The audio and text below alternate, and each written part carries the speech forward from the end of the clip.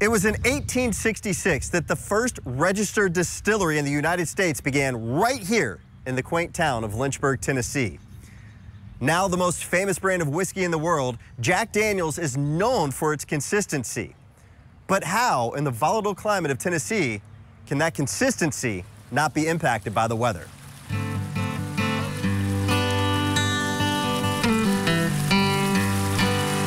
It all starts with water. To make whiskey, it must be free of iron, otherwise it would turn black and bitter. One point that led Jack Daniel's himself to choose the location of Lynchburg was the natural spring water and, more importantly, the presence of limestone in the area. Limestone acts as a filter, removing iron from the water. When it rains, water is absorbed into the ground through the limestone and eventually making its way down to this spring.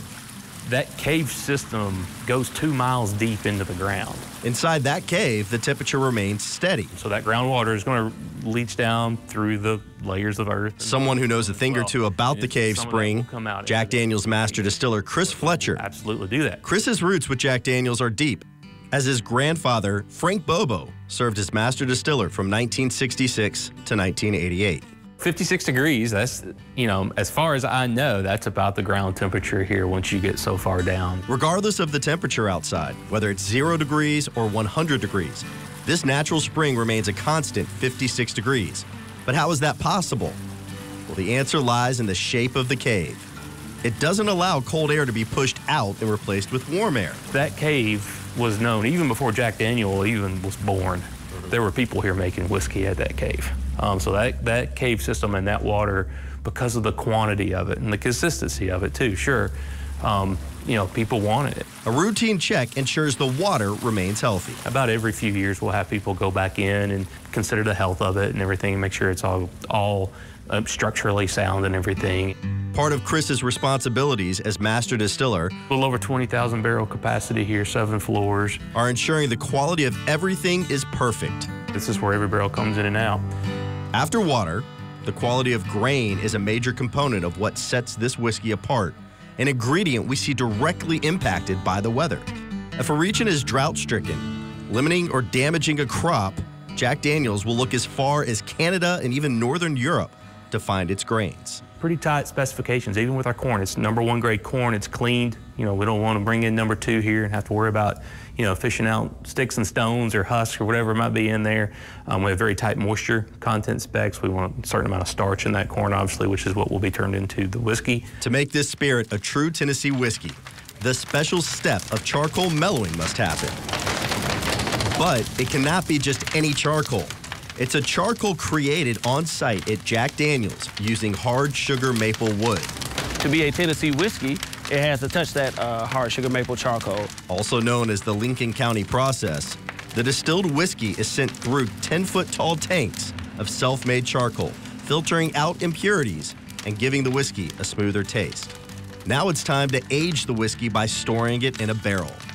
But not just any barrel. In order to be a bourbon or a Tennessee whiskey, it has to be made from new charred oak. But what we use is white oak. Meet Byron Copeland, manager of maturation and innovation at Jack Daniel's. So that whiskey penetrated all the way down here. The production and consistency of the barrels falls on his shoulders. The white oak that we use comes from the Appalachians. So when you think about those states, you think about Alabama, Tennessee, Virginia, West Virginia, Kentucky, Missouri, some good white oak comes from there as well. So it's a bunch of states that we could use to, get that white oak from.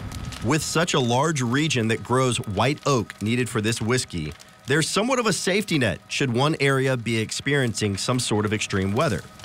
Once that wood is cut, Jack must take care of it to ensure it does not dry out and splinter as it makes its way to the distillery. The way you make sure that they don't fall apart, you want to keep some water in there to make sure that wood stays moist. Now the long aging process begins, and temperature changes come into play, from sweltering Tennessee summers to bitter cold winter months. So if you look at this stave here, So in the wintertime, the barrels is gonna contract and that whiskey is gonna come out of the barrels. But in the summertime, that whiskey is gonna expand and the wood is gonna expand. And that whiskey is gonna go in this wood and it's gonna pick up a lot of the flavors that we like. 100% of the color and about 60 to 70% of the flavors are gonna come from this barrel. So that's the biggest part that the temperature plays.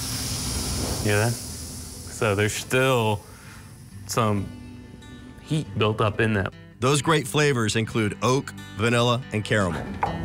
From the water to the grain to the oak used to make the whiskey barrels. Okay, you ready? 5, 4, 3. Oh, I was quick. They all serve as a special purpose to make Tennessee's second largest export. Yeah, that's pretty full. And despite extreme cold in the winter or extreme heat in the summer, remember that a small town in Middle Tennessee harnessed both for decades to make the most recognized whiskey brands in the world. Not bad, huh? Think we did all right? For News Channel 5, I'm Storm 5 meteorologist Henry Rothenberg.